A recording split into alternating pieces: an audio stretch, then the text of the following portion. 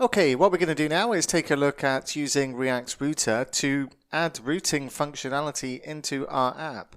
Now, when it comes to things that we add into React, now React doesn't have an opinion on things like how you do routing or how you do forms or how you do things like HTTP requests, but the community seems to have settled on a routing solution, and this is by far and away the most popular routing solution out there for React.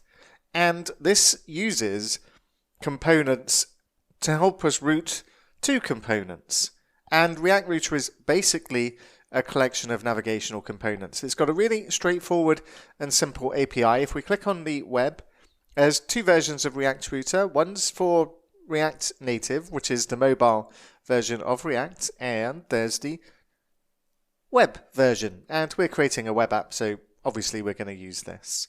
And not much to installing, we just go ahead and install React Router DOM. Unfortunately, there's no TypeScript definition file included with this, so we're going to need to go out and get this. It is a very popular library, so there is a TypeScript definition file created by the community. There just isn't one bundled in with this. So we can go ahead and install this in the normal way. And if we take a brief look at the API, we can see what we have available. There's hooks provided. Inside here, there's 4 hooks, and we'll be making use of the use history, use location, and use params. As we build our application, these are useful to use. And then we've got our browser router. We effectively wrap this around our app, and then this provides routing functionality to any of the children. So our app is going to have the routing parameters passed down to it. We don't actually need to pass any of these down. These are all optional. And what we also have available to us is links and nav links.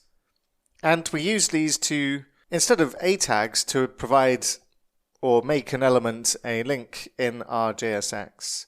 And there's 2 versions of these links, the nav link and the link, and the difference is that the nav link can add styling attributes to the rendered element when it matches the current URL. And that means if we use a nav link, we'll be able to highlight which link it is that we've actually clicked on in our application.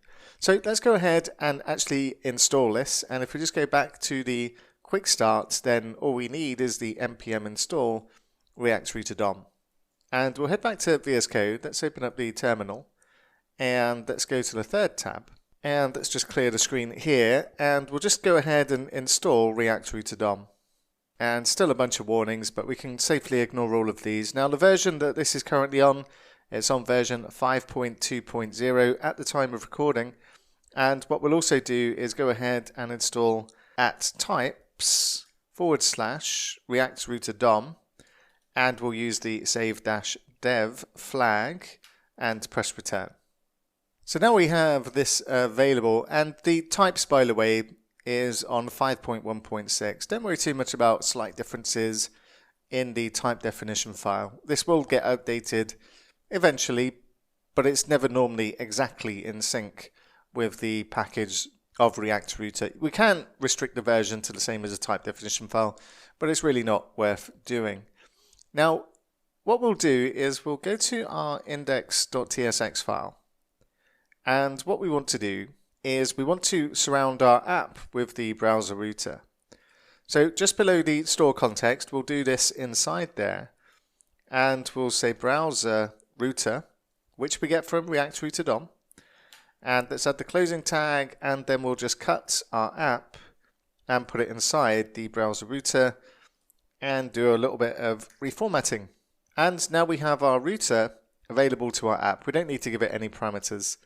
So with this in place, we'll now be able to use React Router in our app, and we'll start by looking at how we add routes into our application. And we'll take a look at that next.